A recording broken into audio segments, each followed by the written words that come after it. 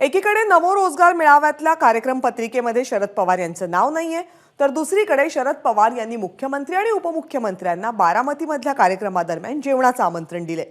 नमो रोजगार मेळाव्यासाठी मुख्यमंत्री उपमुख्यमंत्री बारामतीमध्ये असतील आणि या पार्श्वभूमीवर शरद पवार यांनी मुख्यमंत्र्यांना आणि उपमुख्यमंत्र्यांना आपल्या निवासस्थानी म्हणजे बारामतीतल्या गोविंद बागेमध्ये जेवणाचं आमंत्रण दिलंय।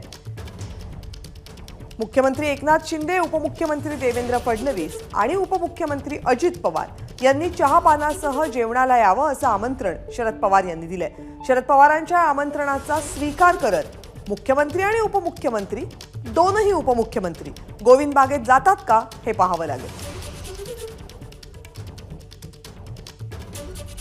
आदरणीय पवार साहेबांनी महाराष्ट्राच्या माननीय मुख्यमंत्र्यांना मला असं वाटतं पत्रही लिहिलं आणि फोनही केला होता की आपण सगळे आमच्या बारामतीत येत आहेत।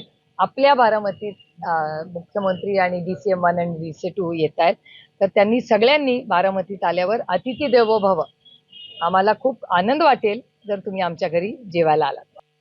साहेबांनी बोलवले, आता मुख्यमंत्री उपमुख्यमंत्री काय करतात हे आपल्याला बघावं लागेल।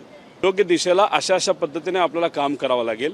शेतकऱ्याचे मुद्दे मांडतील, युवांचे मुद्दे मांडतील, शहरी आणि ग्रामीण भागातले मुद्दे मांडतील, त्यामुळे यांच्यात धाडस आहे का ते मार्गदर्शन ऐकून घेण्याचं हे आपल्याला बघावं लागेल।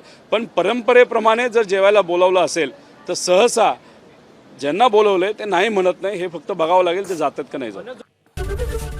ABP माझा, उघडा डोळे बघा नीट।